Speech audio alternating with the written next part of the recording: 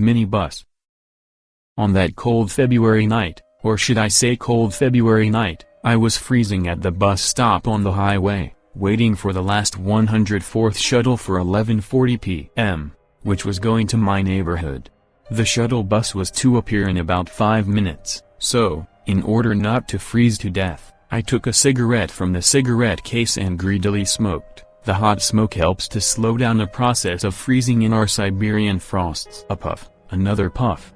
I throw away the hollow cardboard mouthpiece and see a minibus pulling out of a perpendicular street. I raise my hand and step into the cabin, taking some change for the fare out of my pocket. The bus was empty, as always at this time. Only in the back sat some guy, and in the middle of the cabin dozed in headphones woman 40 to 45 years old. I followed her example, took out my headphones and dozed off, as it took me 40 minutes to get to my neighborhood, and another 20 minutes to walk home. Suddenly I woke up from a small jolt. I looked around and was genuinely petrified. All the seats except the one at the end were occupied, and next to me was some grandmother.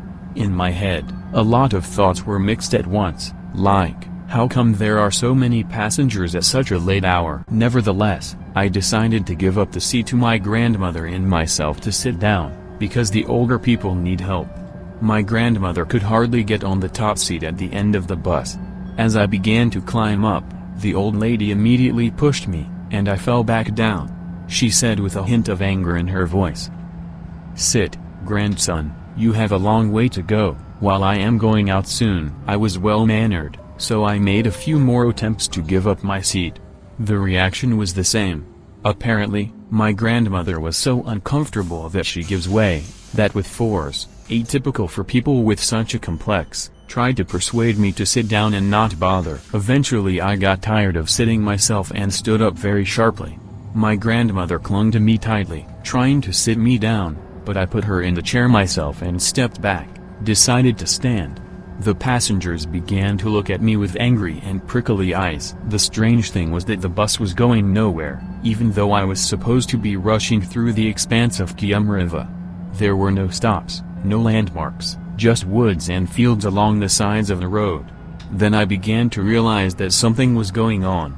Lots of passengers at this late hour, an incomprehensible road, a strange granny. As I was thinking about this, all the passengers got up and headed for the exit. And, perhaps, to me, too. I was standing near the exit. The passengers surrounded me, huddled together on the platform. And some girl came up to me and said, "Here we are, get ready to leave." At that moment a blue plate flashed by outside the window, the conglomerate rage, which, thanks to the lights on the bus, I could see. It read Cemetery 1. To say that I was cold, is nothing to say. I got scared. My gaze fell on the emergency hammer used to break glass in the event of an accident. Whatever happens, it's a hell of a thing. We've got to get out of here, I thought, and I hit the glass with all my might, which shattered to pieces. At that moment the bus was turning left. In the light of the minibus's lights, I read the inscription Cemetery 0, 2 inches on a blue arrow, and without a moment's hesitation, I jumped out the window. Instead of the shock I was expecting, my head whirled, turned white, and I flew upward, then fell on something soft.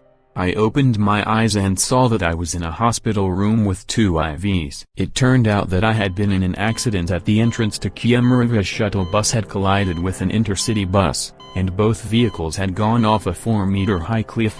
2 minutes later a fire broke out. I was the only survivor.